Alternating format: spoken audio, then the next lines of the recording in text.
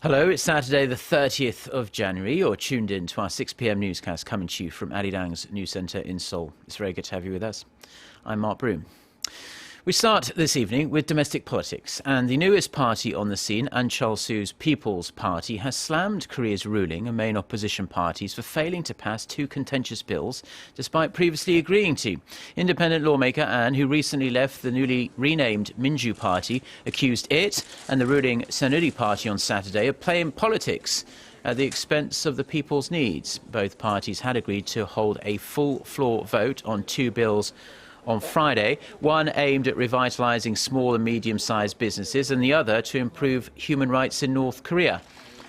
But the Minju Party boycotted the session at the 11th hour, saying it wanted the bills linked to another bill to redraw Korea's electoral map.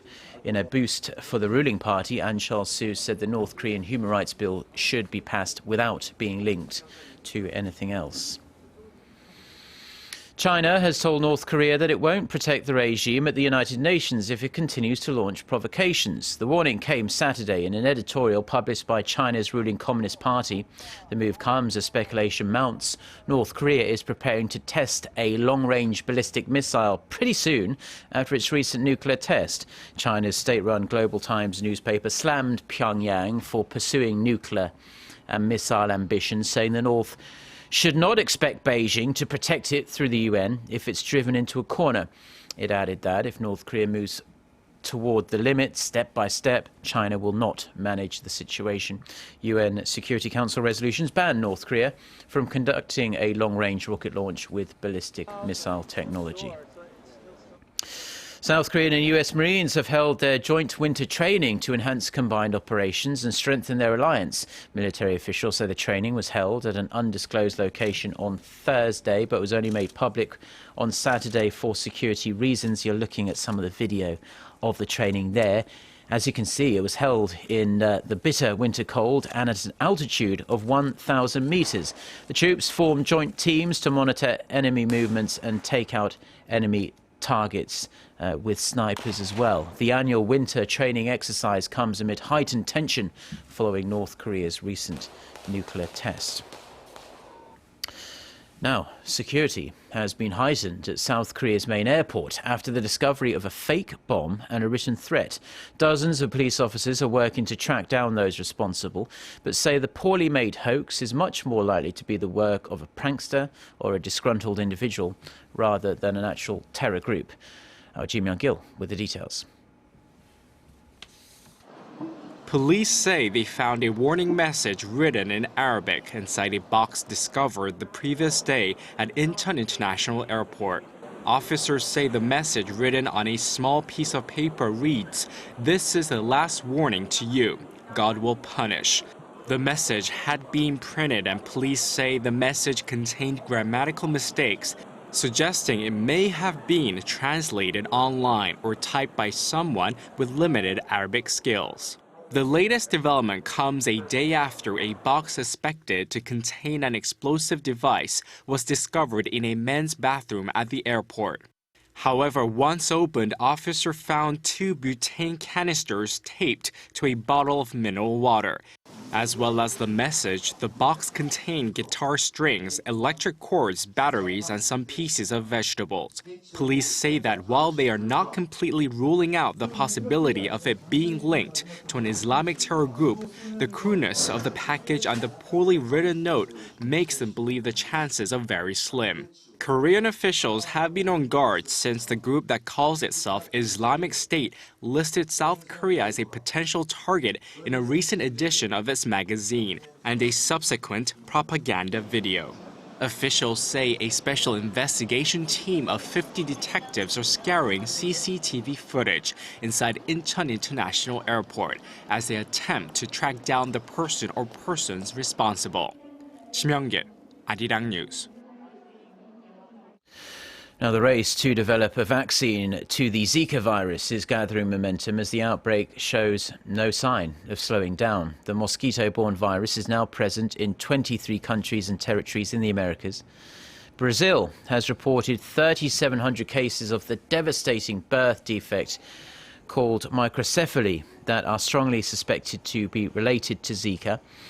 The World Health Organization is scheduled to convene an emergency meeting on the virus on Monday. Now, in response to the growing concerns, Korea's health ministry on Friday advised pregnant women against travelling to Central and South America. It has also required local doctors to immediately report suspected cases.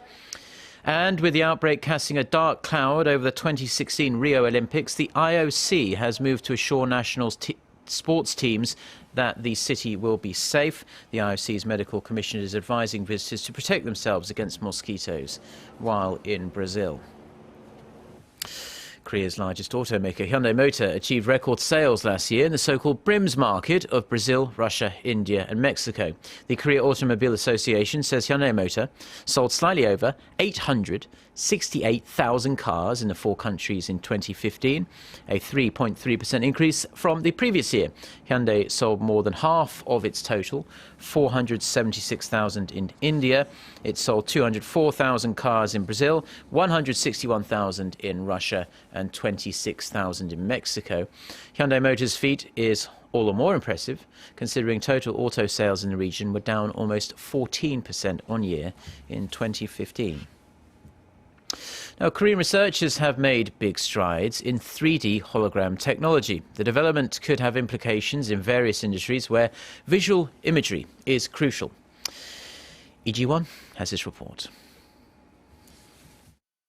This is a hologram of a Rubik's Cube. Unlike most holograms, it can be viewed from all directions. Korea's Electronics and Telecommunications Research Institute developed the world's first hologram display technology that shows a three-dimensional color image in 360 degrees. This is possible due to diffraction of light waves. A spatial light modulator creates the diffraction, and a hologram is visible when red, blue and green lasers are shot onto the modulator. As the three colors are projected on the tabletop holographic display from all directions, images are created and the colored 3D hologram is formed. This is a major advancement as the hologram technologies of the U.S. and Japan only allow holograms to be seen within an angle of 20 degrees. Researchers are looking to apply the new 3D hologram technology into various industries. This technology may be used in education, medical industries, museums, and anywhere that uses 3D footage. It will be very helpful for many of these industries. Researchers have plans to improve the quality of footage and adapt the technology so the size of the holograms can be changed. Their goal is to commercialize their unique hologram generator by 2021. Lee Ji-won, Arirang News. Now, a new study has shown that light emitted by smartphones and other electronic devices can disturb our ability to get a good night's sleep and eventually lead to weight gain. Our Kim Ji-yeon explains. Between neon signs and smartphones, people today, especially those in big cities, are constantly exposed to artificial light. And experts say this plays a big role in preventing a healthy life. A study published in Switzerland-based Frontiers in Public Health journal revealed wavelengths of light at the blue-green end of the spectrum can stop the sleep hormone melatonin from being produced, which makes it harder for people to fall asleep and limits deep sleep. And when that happens, levels of the stress hormone cortisol increase and affect the appetite-regulating hormone leptin, which is why it's common for a stressful person to seek comfort in sweets that are high in calories. In a stressful situation, the body, in particular the brain, needs an energy source to function, and it mainly draws energy from food with sweet flavors such as carbohydrates. Too much exposure to light also disturbs the function of the body's brown fat to burn calories, leading to weight gain, and it's why experts emphasize that getting a good night's sleep can help the diet. If one can't just avoid using their smartphones before going to bed, it may be useful to download apps that alter the color of the display and remove blue light in the evenings. Kim Ji-yeon, Arirang News. Now, a magnitude 7.0 earthquake has struck eastern Russia. The U.S. Geological Survey says the quake hit the far eastern Kamchatka region around 5.5 hours ago. You can see the region it hit on the map we've made for you there. The quake was recorded at a depth of 153 kilometers. There have been no immediate reports, at least, of injuries or serious damage. Russian officials say buildings in the area are built to withstand a magnitude 9 quake.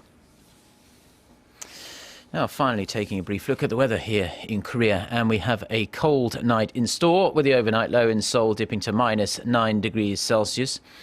Most of the country will be under bright sunny skies on Sunday, but it will feel colder than today. The high topping out at just -1 degree Celsius in the South Korean capital. With that, let's take a look at the weather around the world.